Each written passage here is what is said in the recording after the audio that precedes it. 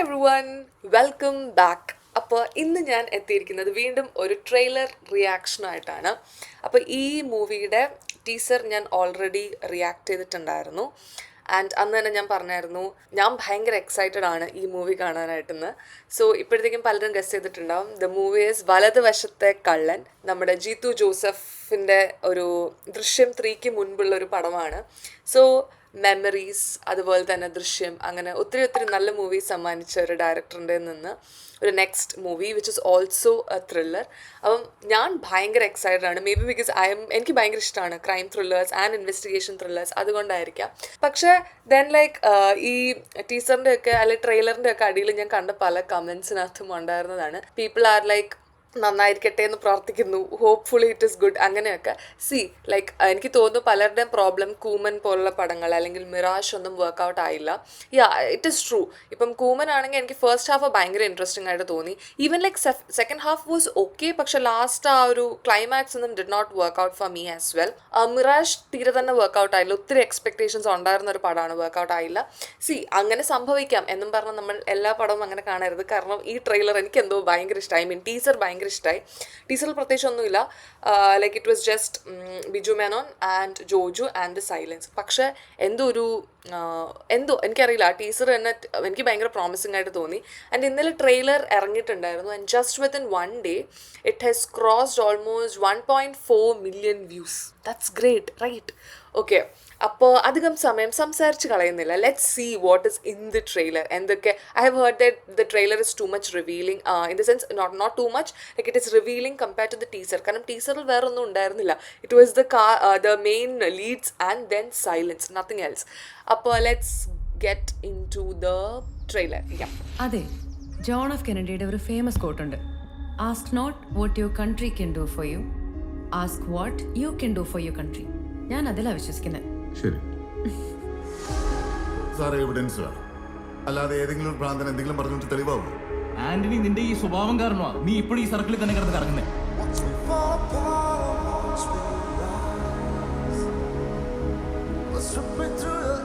Sir, ഈ അയറിന്റെ ഫാദറിനെ കുറച്ചും കൂടി സൂക്ഷിച്ച് ഹാൻഡിൽ ചെയ്യണമെന്ന് തോന്നുന്നു.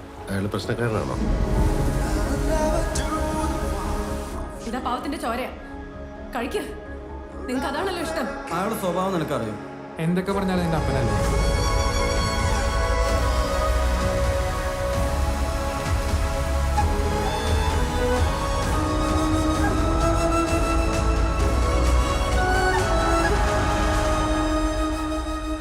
നിങ്ങൾ എൻ്റെ വഴിക്കെല്ലാം നീങ്ങുന്നെങ്കിൽ ഇനി ഇവിടുന്ന് സംഭവിക്കുന്നതിനെല്ലാം നിങ്ങളായിരിക്കും ഉത്തരവാദി.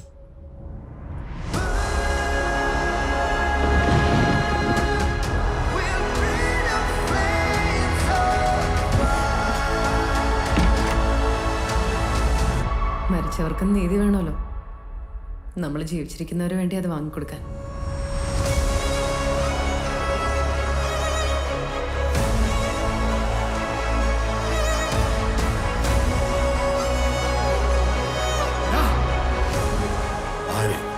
ഒരു പരാതിക്കാരനെ ഒറ്റൊരുത്തിനെ അകത്തിടത്തില്ല.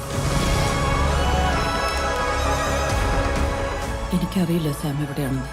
ഇനി അഥവാ എന്നെ വിളിക്കുകയാണെങ്കിൽ ഞാൻ പറയാം സാം ചെയ്യുന്നത് തന്നെയാണ് ശരിയെന്ന്.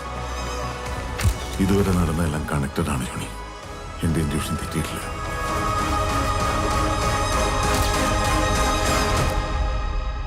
പാറ്റേൺ എപ്പോഴും എൻ്റെ കയ്യിൽ തന്നെയാണ് സാറേ. പാറ്റേൺ കിട്ടിയിട്ട് സാർ ഓടി തുടങ്ങിയാൽ മതി. അതുവരെ ഇളവുകൾ തരുന്നതും ശിക്ഷകൾ തീരുമാനിക്കുന്നതും ഞാൻ മാത്രമായിരിക്കും.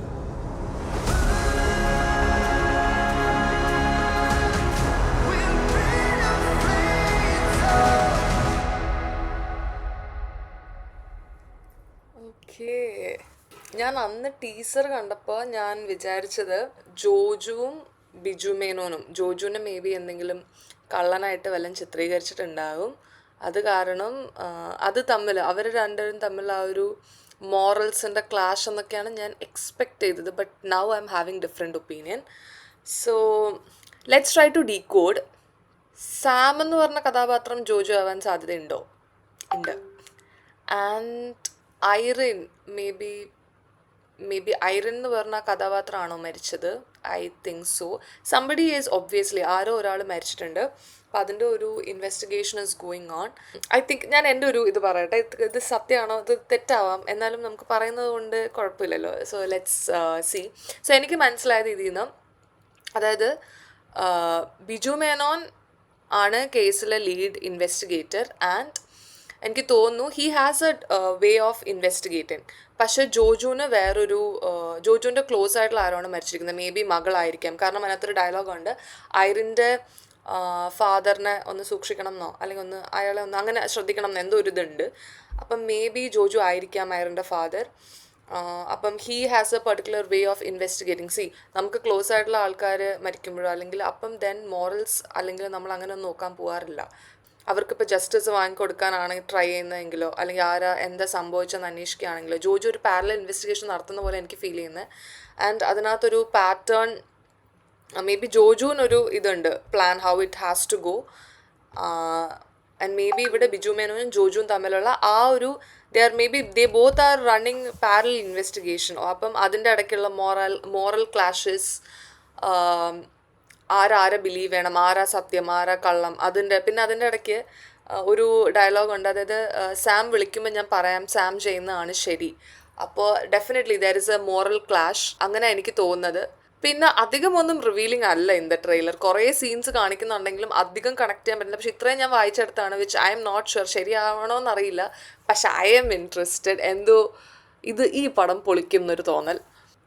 പിന്നെ ഇതിനകത്ത് എനിക്ക് നോട്ട് ചെയ്ത് ഇതിൻ്റെ ബാക്ക്ഗ്രൗണ്ട് സ്കോർ ശ്രദ്ധിച്ചത് ഭയങ്കര അൺസെറ്റിലിംഗ് ആണ്. അത് തന്നെ ഒരു വല്ലാത്തൊരു ടെൻഷൻ ക്രിയേറ്റ്, ഒരു മൂഡ് സെറ്റ് ചെയ്യുന്നുണ്ട് പടത്തിൻ്റെ. പിന്നെ ആ നെയിം, ഞാൻ അന്ന് ആ വലതുവശത്തെ കള്ളൻ എന്നുള്ള നെയിമിന് ഐ ഹാഡ് എ ജസ്റ്റിഫിക്കേഷൻ. ഇന്നിപ്പോൾ എനിക്ക് കണ്ടിട്ട് ഒന്നും അങ്ങനെ പറയാൻ തോന്നില്ല. ഐ തിങ്ക് ദർ ഇസ് ഒരു moral clash between Joju and Biju Menon. അഭിനയം ഒരു രക്ഷയില്ല, രണ്ടുപേരും പൊളിക്കുന്ന തോന്നുന്നു, അടിപൊളിയായിട്ടുണ്ട്. And like the casting also scenes very good. പിന്നെ മൊത്തത്തിലുള്ള ആ സാധനം എൻറ്റയർ തിങ്ങിനകത്ത് അങ്ങനെ ഒരു ഹാപ്പി മൂഡോ ഒന്നുമില്ല കേട്ടോ. ഫുൾ ലൈക്ക് എന്താ പറയുക, ഒരു ടെൻഷൻ, ഭയങ്കര ഒരു അൺസെറ്റിലിംഗ്, ഒരു എന്തോ ഒരു ഭയങ്കര വിഷമം അങ്ങനെ ഒരു ഇമോഷനാണ് കൺവേ ആവുന്നത്.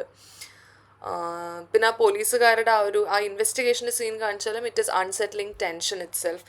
ദേ are not able to get the guy, they are not able to get the right person. അതിൻ്റെ ഇടയ്ക്ക് എനിക്ക് തോന്നുന്നു ഇപ്പം ഇടയ്ക്ക് ഒരു സീനിൽ പറയുന്നുണ്ട്, ഒന്നുമില്ലെങ്കിലും നിൻ്റെ അച്ഛനല്ലേ, അങ്ങനെ ഒരു ഇത്. അപ്പോൾ മേ ബി അവിടെയും മോറൽ ക്ലാഷസ്, നോട്ട് ദ ഭയങ്കര എന്താ പറയുക ഒരു ഐഡിയൽ ഫാദർ ഒന്നും അല്ല. അപ്പം മേ ബി ഐ തിങ്ക് അത് ചിലപ്പോൾ ബിജു മേനോനെ ടാർഗറ്റ് ചെയ്തായിരിക്കും എന്ന് എനിക്ക് ഫീൽ ചെയ്യുന്നു. അപ്പോൾ എനിവേ 30th ഇത് തിയേറ്ററിൽ എത്തുകയാണ്. പിന്നെ അധികം ദിവസമൊന്നും വെയിറ്റ് ചെയ്യണ്ട, കുറച്ച് ദിവസം കൂടെ. ആൻഡ് ലൈക്ക് ദൃശ്യം 3 മുമ്പ് ഒരു വെടിക്കെട്ടാണോ, I expect this movie to be good. കാരണം എന്തോ ഇതിൻ്റെ ട്രെയിലർ അടിപൊളിയായിട്ടുണ്ട് കേട്ടോ, അടിപൊളി ട്രെയിലർ, എനിക്ക് ഭയങ്കര ഇഷ്ടപ്പെട്ടു. സോ യെസ്, അത്രയൊക്കെ ഉള്ളൂ. Let's wait and watch the movie. By.